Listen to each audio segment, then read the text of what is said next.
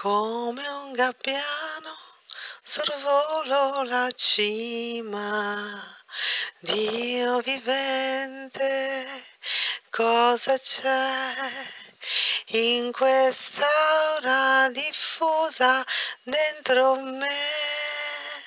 Che c'è in questo zefiro, in questo vento soave che arriva a me e porta l'aura di tutta questa creazione intorno a me. Ah, che meraviglia! Sola nei pascoli dorati, fra vacche e pecore, e queste pietre che si ergono come montagne.